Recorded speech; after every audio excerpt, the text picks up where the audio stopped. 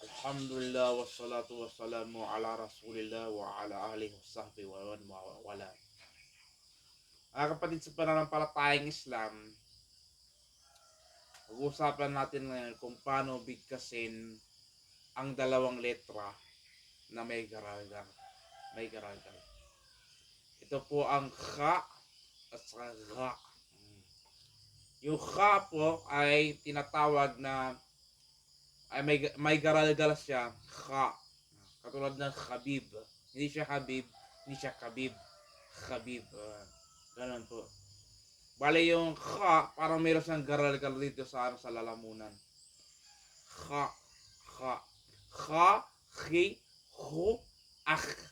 Meron po siyang parang gumagaral-garal talaga siya. Ganon din po yung gha. Yung gha. Yung gha. Ghain, parang ghain na to, hindi ghain. Ghain. Ghain pala, ghain. Yung ghain, hindi siya G, yung letter G. Ano siya, hindi siya, kasi pag binibigkas natin ito, meron siyang garal-gar. Gha, gha. Ganun po mga kapatid sa pananampalatayang Islam. Katulad ng Khalid. Khalid po. Hindi siya po Khalid, hindi din siya Khalid. May garal siya, Khalid.